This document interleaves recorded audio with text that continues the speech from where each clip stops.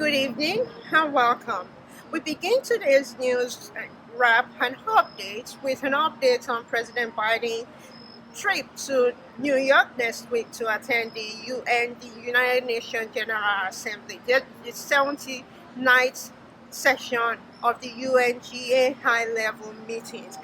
The White House National Security Coordinator John Kirby provided additional update during the press briefing today, and he added that the president will host on the sideline. President Biden will host leader for a summit on coalition to address synthetic drug and the opioid epidemic in the U.S. as well as the global issue regarding opioid epidemic. So the president will hold a meeting with leaders to see ways to drive international action to address this uh, global issue. The president also will use the is attendance at the high level, especially when in his remarks on Tuesday, to reaffirm U.S. global to reaffirm U.S. leadership on the global stage and urge leaders, his counterparts, to tackle the most pressing challenges, including climate issue, mobilizing financing for developing country, and just to name a few of the topic that the president will talk about in his remarks and he will deal with. The president, as we reported yesterday, preview from the Ambassador Linda Thomas Greenfield remarks that the president also will meet with leaders as he has done in the past year, that we hold bilateral meeting with some of the leaders that are attending the event, and the White House will be providing additional detail in between now and the president's travel to New York, and we will be bringing you those updates. And speaking of travel, First Lady Dr. Jill Biden will lead a U.S. delegation to attend the inauguration of Mexico First President Claudia Sheinbaum, on October 1st to Mexico City. And we will be giving you additional updates as to who will be part of that delegation.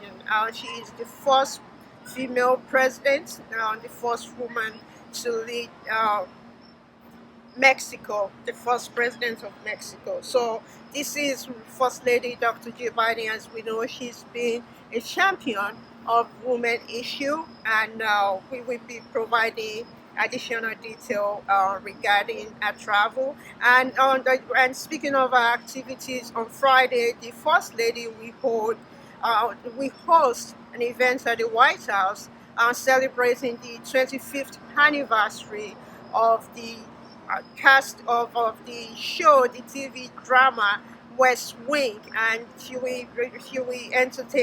invite the cast of the West Wing. We be here at the White House for a celebration of the 25th anniversary. The First Lady will host an event. She is also expected to speak at another event, and we will provide that additional detail to you tomorrow.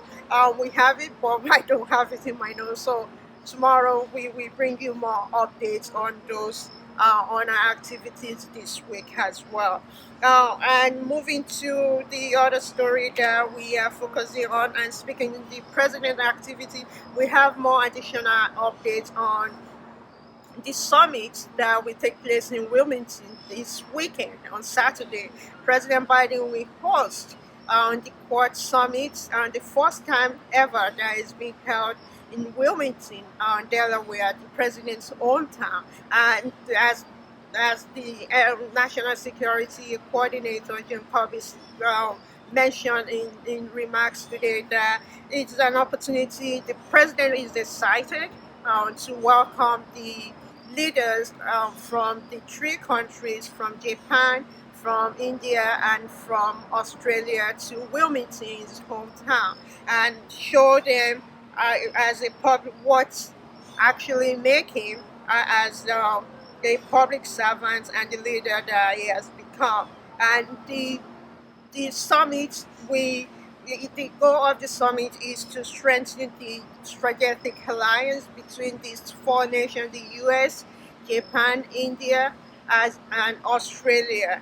And they will also, in addition to President Biden also having a one-on-one, a bilateral meeting with each of these three leaders, they will also hold a larger planetary session where they will discuss expanding on critical issue concerning uh, it, concerning the Indo-Pacific region. We will bring you those updates on Saturday. We will be covering that, so we will bring you additional updates next week regarding that summit.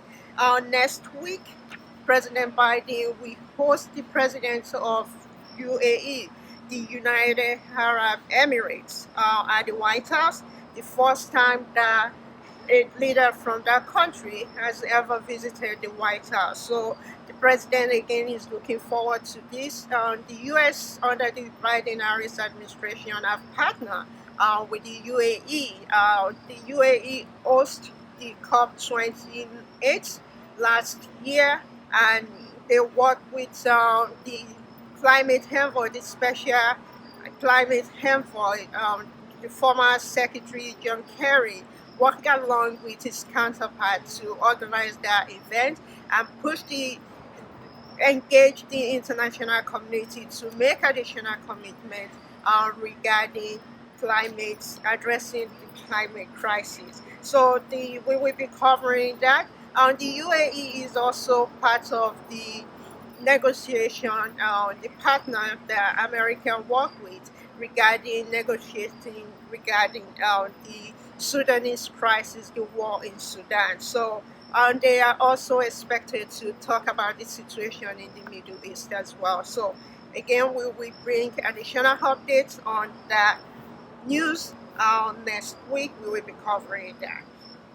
And now, moving to another story, the U.S. announced a new investment, as we mentioned that Secretary Blinken is currently traveled to Egypt. Is currently in Egypt on a trip, on a few days trip there, and is engaging with leaders on issues relating to the Middle East, as well as strategic U.S. Egypt dialogue is being held. So the U.S. announced through the USAID $129 million investment that we go into public education, climate, clean energy, improving health services in the country, and just some of the related issues that the administration is working, as well as in investment in trade, in SME, small medium enterprise, and women and youth as well. So those the $129 million will be directed into all of those areas. Then moving back to Africa, the USTR Ambassador Catherine Tai today held the virtual meeting with our counterparts, the Minister of Trade, Investment and Industry of Kenya, Salim Nuvoya. I'm sorry if I mispronounced the name.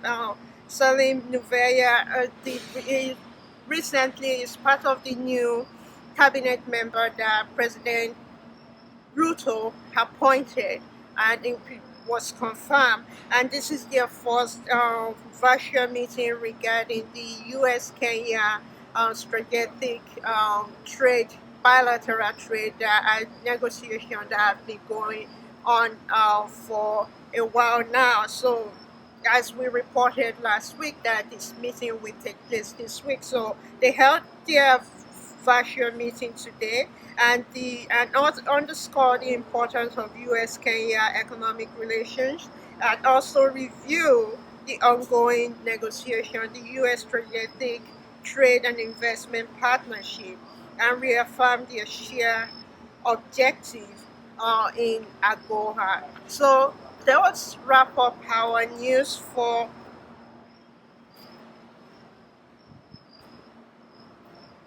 that wrap up our. I was just checking my notes very quickly. So that wrap up our news for news and updates for today. Thank you very much for watching. I will see you tomorrow. I hope you have a good evening. I'm Kemi Oshukoya. See you tomorrow.